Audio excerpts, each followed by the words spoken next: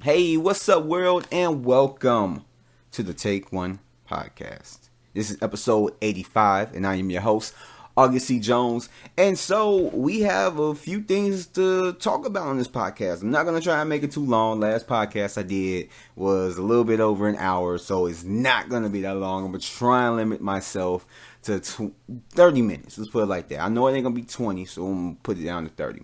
But like I said, I'm trying to put in more stuff, more content from entertainment other than just movies and TV shows and stuff like that.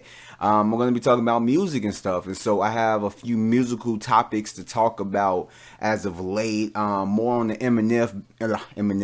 more on the Eminem backlash from Kamikaze, Joe Budden, and Remy Ma. Had a discussion on it on State of the Culture, which is Joe Budden's podcast.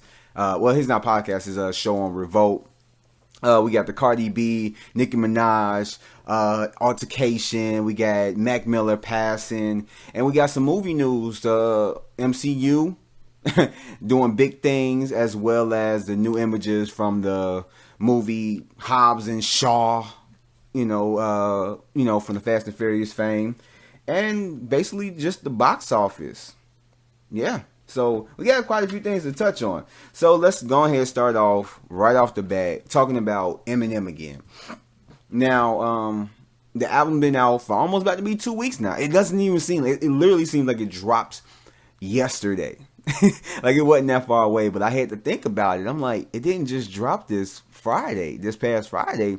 It dropped the Friday before then. Like it literally has been like a week and a half since that CD had dropped.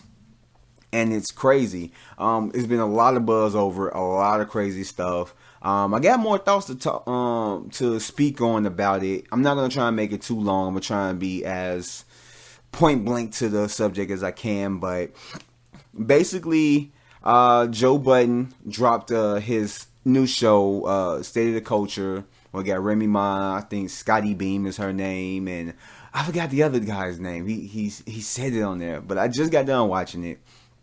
And they talk about different subjects. And one of the things that they talk about is Eminem's new album and the shots that he thrown at MGK and everything else. And so it wasn't really more spoke on it. He really said kind of everything he needed to say on his podcast. So nothing has came out. Basically, if you hadn't heard his podcast, he just talks about his experience with Eminem as just his personal, relationship with Eminem and, how it was like his experience under Shady Records with Slaughterhouse and everything. And he basically just said that if Eminem wants him to come out of retirement and basically go at him in an old-fashioned hip-hop Jay-Z Nas type diss, he got to hit him with something that's going to make him feel like he's got to come out. And basically just everybody in the streets, everybody on the internet, I'm old school. I guess you could say I'm getting there to where my frame of mind of thinking, or hopefully it's not that way, but my frame of mind of thinking and just things I'm saying, people will say that I'm old school or whatever. So I just say that. Back, old school before all this social media and crazy stuff. I'm not that old. I'm 31 years old. I'm getting there, but I'm not that old. But before social media was like a big thing like it is now, the whole thing was like, in the streets is talking, stuff like that. So streets is talking, social media, everybody on the internet is talking, and they want Joe Budden to respond. No matter if you don't like Joe Budden, you want Joe Budden to respond. And he really didn't speak too much on it.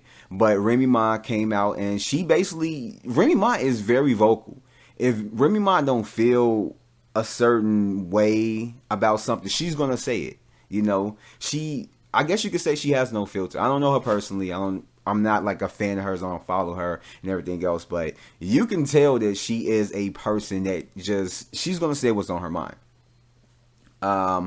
But basically she just literally said that Joe Budden is scared. That's the reason why he's not going to reply yet. That she doesn't care about what MGK said. She doesn't care what anybody else said. She want to know what Joe's going to say. She wondering why he hasn't responded on wax. Because basically she's from the same school of MCing as Joe Budden and other people are from, where if somebody comes at you on a track, disrespects you on the track, you gonna have to come back. You gonna have to like put that gauntlet down. You gonna have to grab a mic. You gonna have to prove yourself. This person disrespecting you. You gonna have to stand up. And so that's basically her frame of mind of thinking. And Joe Budden already stated his thing. Now, I guess you could call me biased because I am a Joe Budden fan. Joe Budden is one of my top 5 favorite rappers of all time. I'm not saying that like I think he is one of the top best rappers of all time, but he's one of my favorites of all time. It's 2 different lists. But yeah, and so they kind of talked about it a little bit, and like they basically was split on it, just like everyone was. Like even just people I talked to, about it. My thoughts on it and everything else is, everybody is split.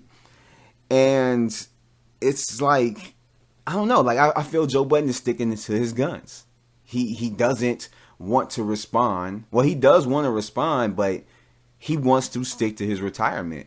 And he's not going to come out of retirement for a bar or 2 bars that he thinks is, subpar. I mean, Eminem did come out with a diss record. To me, it sounded really subliminal.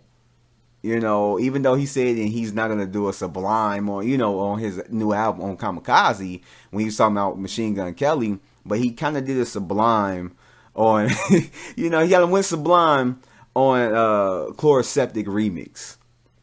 And that came out earlier this year. So, yeah.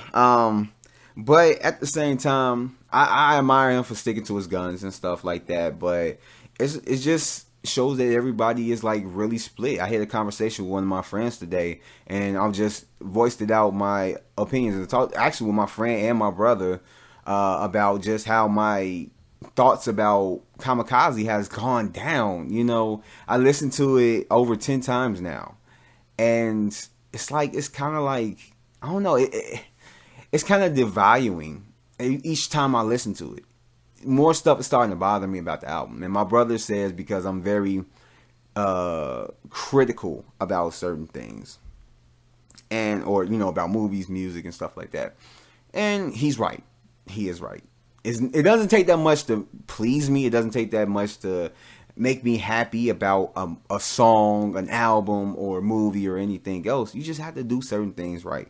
And I guess if that's whatever that is. But in any case, also Eminem did a interview with K Slay about Revival. You can only find part 1 on YouTube right now. And I got done watching that like literally before I cut on the microphone, the computer, and everything else and started recording this.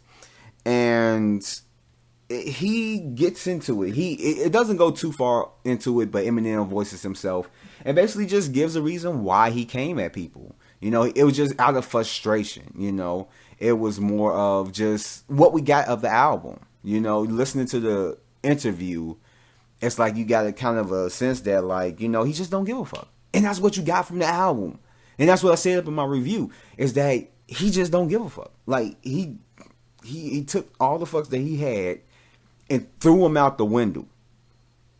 And he left them there until they just dissolved. That's basically what I got. And that's basically what he said up in the interview. And it didn't get really into the Joe Budden thing because part 1, right when Slate had asked him the question, it basically was like to be continued in a sense. So part 2 is going to cover the whole MGK thing, the whole Joe Budden thing. I don't know if it's like 3 parts to it, but they said that it is part 1, so more than like, so we have a part 2 coming, and it's going to talk about the beefs about the 2 people that really, I guess you could say, matter in this altercation. But I mean, the interview was decent. It was decent. I enjoyed it. As far as where this is going to go, my whole thing is, I've heard rumors just through different people that heard different stuff. Well, I don't know how true it is, but Eminem is working on a record right now. And what it seemed like, he's working on a couple records. So I don't know if he's going to have like 5 records for Joe Budden and 5 records for MGK. I don't know why I keep wanting to say UGK. I mean, the letters are similar, but he, whatever. But I mean, the thing is like, what is taking so long? Because usually when you think about rap, at least from the decade that I'm from, the rap, the beats that I'm used to, is that if you put out a record today, right now, what time is it? Right now, it is 8:55. If you don't come out with a diss record tomorrow morning or tomorrow evening, then people start to lose faith in you. Unless it's worth the wait. Now, I believe Eminem probably do have a onslaught. Like, I do stick to my guns. I do stick to my guns of what I said in my review, that I think Joe Budden has a good chance of winning. I didn't say Joe Budden was going to win. I may have said it. I don't know. But he does have a great chance of winning. I don't know. This could go either way. This literally has a good chance of going either way. UGK, if Joe Budden steps in the ring, UGK becomes a non-factor. Did I say UGK? There we go. MGK, Machine Gun Kelly becomes a non-factor. But when it comes down to it, I don't know. Like, I guess you could say it's a good marketing or promotion. I don't know how you could pronounce it, but it's good. I guess you could say marketing. I'm gonna just use that. Marketing for just his diss record, is good publicity to have people waiting. But I'm used to, if you put out a record, a person got to come out with another record at least less than 24 hours later. And it's like if you wait some days, weeks, and stuff like that, then it's kind of like, because like Joe Budden, even though he didn't respond on Wax, he responded on the podcast. He responded to Kamikaze. So he literally has to come back. So that was his response. So whether it's good enough for Joe to come out of retirement, we don't know. What's MGK gonna do once Eminem comes back? If he more than likely he's gonna slaughter him. So what is MGK gonna come back with? So it's all in due time. Who knows? As soon as I drop this today, hopefully, I'm trying to drop this tonight, or whatever. Eminem could pop out with it, and then it'll be like, oh shit, Eminem snapped. So I don't know. But let's go ahead and move to the next subject. The next subject, and actually with this talking music, right now I'm gonna just call it In Music or Music News. I don't know. But I just kind of want to have it two different things. I'm complex like that. But the whole Nicki Minaj and Cardi B thing. I'm not going to talk too much on this. Not going to talk too long. But my whole thing about this. So if you guys hadn't known, you probably have heard about it, that Nicki Minaj and Cardi B had, went at each other.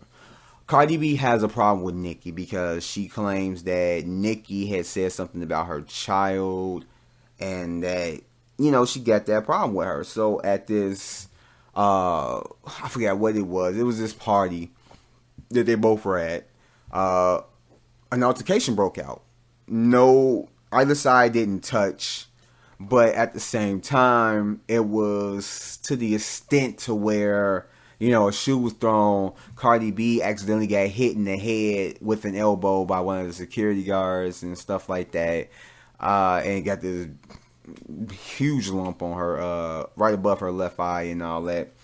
And it just went on, and it's like, I don't know, like it's like I don't really follow Nicki or Cardi like that. But one thing that does bother me about the whole situation is that hip hop is a male dominated industry.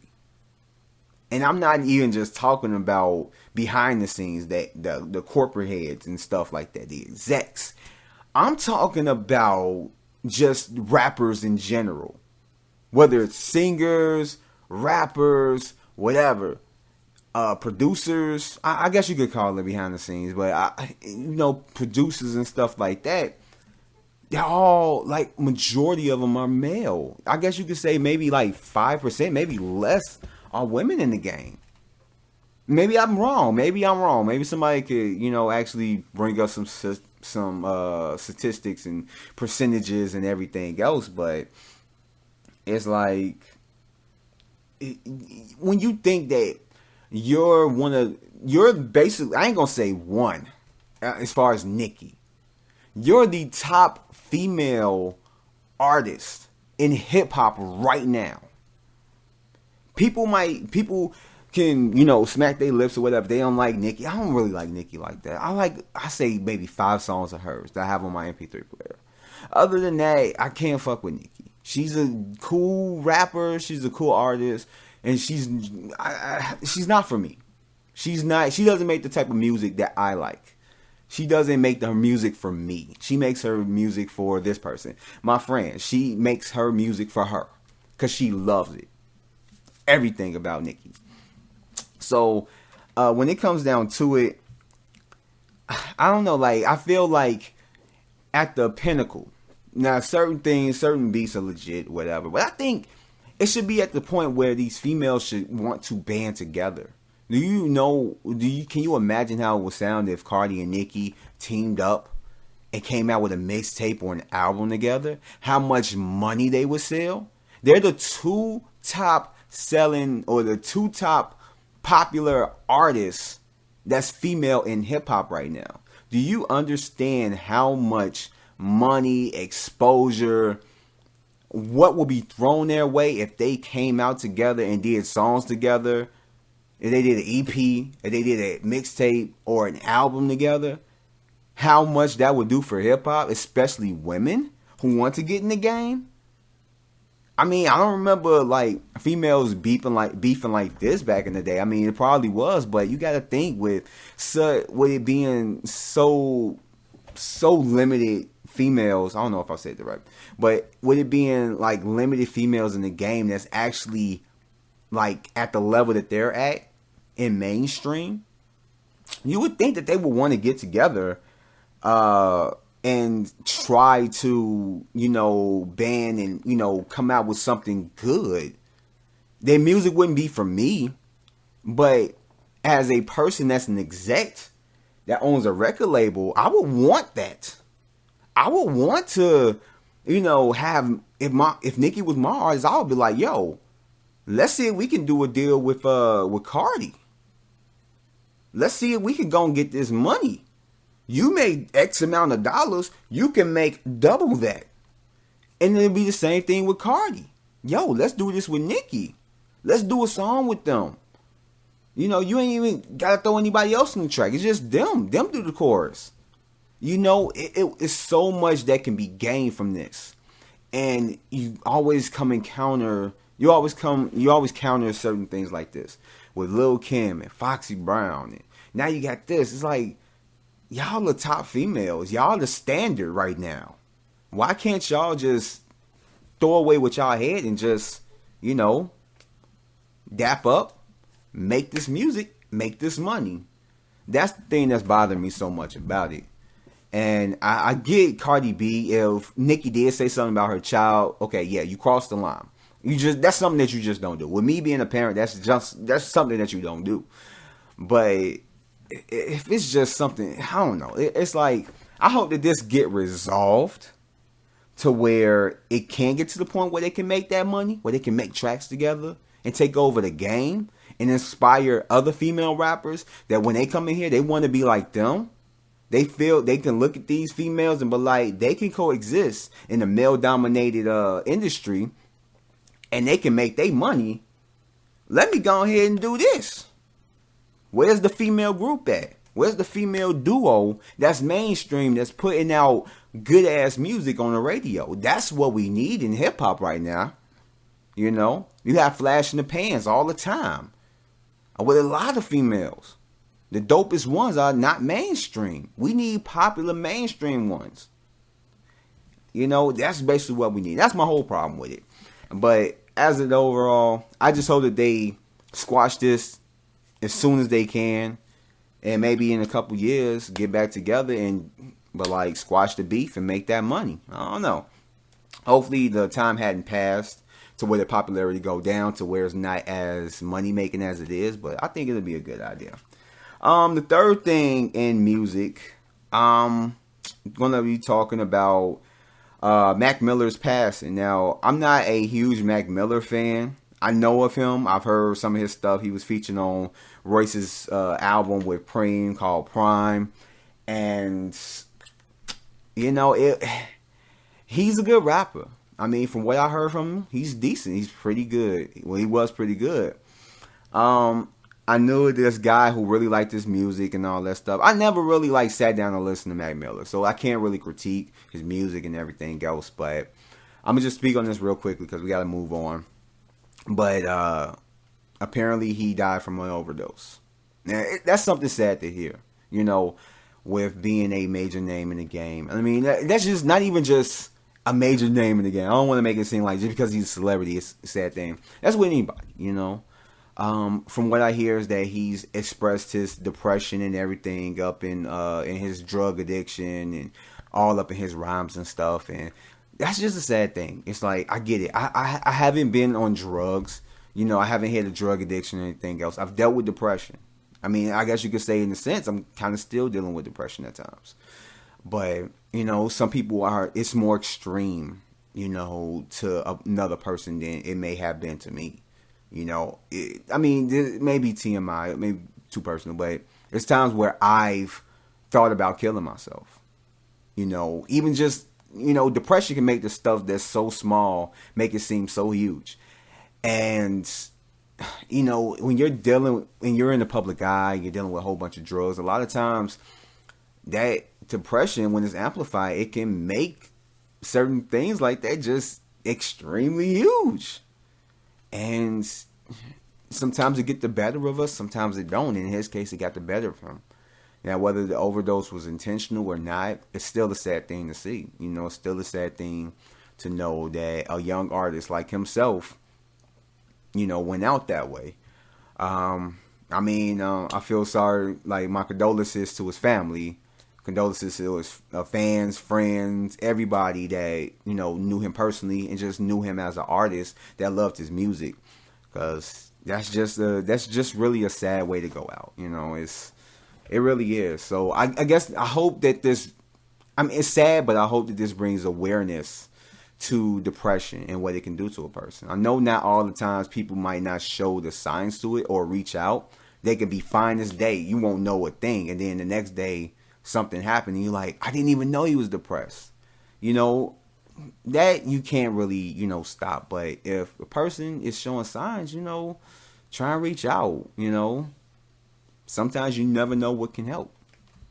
But I do hope that this brings awareness to the whole situation. It's sad that, you know, someone has to die in order for a person to be aware of it, but I mean, things happen for a reason, you know. There's a cause and effect. So, but yeah, R.I.P. to Mac Miller, and yeah, and then that ends everything in music. So let's jump right into the MCU. Made a milestone this year. Did $4 billion collectively, all the MCU films. That's Black Panther, Avengers: Infinity War, and Ant-Man and the Wasp. Which Avengers did $2 billion. Avengers: Infinity War did $2 billion. The first Marvel film to ever hit $2 billion. Black Panther did $1.3 billion. And Ant-Man and the Wasp did $610 million. That's crazy. That's something that a lot of people want to do as far as movie making. Those are the type of numbers that you would want to make.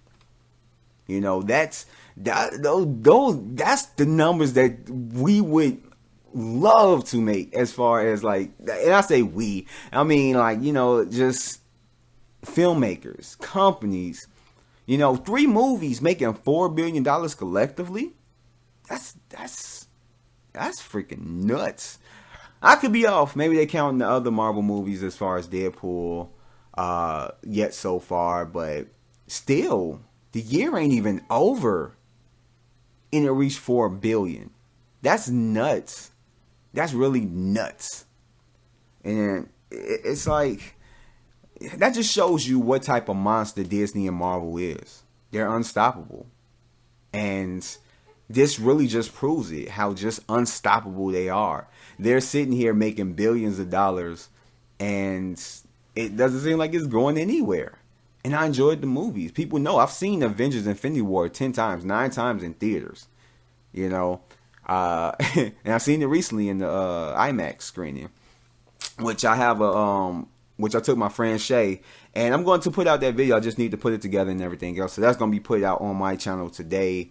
But yeah, she had a lot of stuff to say about it. But yeah, but in any case, I'm happy for them. This is a company that has been doing everything right that they needed to do, and this is a fucking milestone. And it's just the MCU. Disney, as a company, has put out more films this year. You got Solo. You got Christopher Robin. Is there any other movie? I want to say it was one or two more Disney movies that dropped out this year. And then we still got Mary Poppins this year from Disney. And I'm just blanking. I don't know. But, you know, all those movies collectively is, damn, they making money. They crazy. But yeah. But I'm just happy for them. I'm happy for it. And that's really all I gotta say about that. And then the last thing in the movie news, basically the new image from the movie Hobbs and Shaw, which is the Rock and Jason Statham film. Their characters in the spinoff from the Fast and Furious 9 had got pushed back to make this film. Talk real quick. Like I said, I got to run down everything. But yeah, so the image came out. Don't really show too much. It's just a black and white image. Jason Statham up in there shaking hands with another guy. Black and white. I think I said that. And it really don't do anything. It's going into recording. It's going into shooting or whatever. So it's underway. And that's really all I can say about it. I don't know. I didn't like what the direction that they took in Fast 8. I really didn't. Especially with Shaw's character. If you guys haven't seen it, I'm not about to give it away. Even though it came out last year, but I don't know. Right now I'm on a non-spoiler thing, but I just don't like the direction that they went with his character. And I felt like if they would have gone with the direction that I thought that they were going to go with his character, that this movie probably would have been a lot more interesting. But who knows? It got The Rock and Jason Statham in it. It's going to be a kick-ass film. Especially if it goes in the same way of Fast and Furious. I think it's going to be good. I think it'll be really, really good. And so that ends movie news. So let's go ahead and jump right into the box office segment. And so I like to start it off with last week's last week predictions that I had for this past weekend. Which my predictions was the Mummy. Oh my gosh, The Nun. I don't know why I said The Mummy. The Nun was going to be a number 1. Peppermint was going to be a number 2. Crazy Rich Asians number 3. The Maid number 4. And Mission Impossible Fallout was going to be number 5. That wasn't the case. Well, somewhat. So let me explain. This past weekend, The Nun took the number 1 spot over the weekend with 53.5 million and worldwide 131 million. Nice. Crazy Rich Asians took the number 2 spot with 13.6 million. And domestically, 136 million, which worldwide they took in 164 million. Peppermint came in at number 3 with 13.2 million, and worldwide 14.6 million.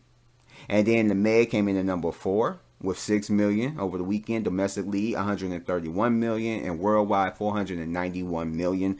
Searching rounded off the top 5 with 4.5 million. 14 million domestically and 32 million worldwide. I didn't think Searching was going to be in the top 5. I was wrong. That movie came in the top 5, so that was unexpected. Crazy Rich Asians didn't get knocked down too far. It only went down 1 spot. And I have nothing to say about that. I thought that Peppermint may have knocked it down, but it wasn't too far off. I mean, Crazy Rich Asians did 13.6, Peppermint did 13.2, so it wasn't that far off, but it still couldn't take the number 2 spot from Crazy Rich Asians. The Meg is still at number 4, so yeah, I mean, that stood out. Was just, Crazy Rich Asians wasn't trying to get knocked down too far, and Searching is it searched its way up in the number 5 spot, and it found it. And so coming out this weekend, we have The Predator, which is a continuation, it's not a remake. A Simple Favor, Unbroken, Path to Redemption, and White Boy Rick. As these weeks are coming, I'm starting to see movies that I'm really not trying to see. But The Predator and A Simple Favor are 2 films that I am definitely going to go see. White Boy Rick, I may go check it out if it's like, I feel like going to the show. I've seen everything else. Let me go. So I may end up going to go see that. Unbroken, nah, I'll leave it right where it lies. I'm not a big fan of Christian-based films, so. But in any case, let's go ahead and end this podcast with my weekend predictions for this coming weekend. So I think that The Predator will knock The Nun to the number 2 spot. A Simple Favor will take the number 3 spot. Crazy Rich Asians will get knocked down to number 4. And Peppermint will be at number 5. So that is my top 5. Let me say it again. The Predator number 1, The Nun number 2, A Simple Favor number 3, Crazy Rich Asians number 4, and number 5 is Peppermint. So those are my predictions. Let me see if I'm right. And that ends episode 85 of the Take One podcast. I'd like to thank you guys for joining me. And we did good in time. And so I will catch you guys on the next one. Peace out. Hey, before you guys leave, make sure you hit that like button as well as that subscribe button. And you see that little bell? Make sure you hit that to turn on your notifications. That way you'll be notified for anything that appears on my channel. Hope to see you guys next time. Peace out.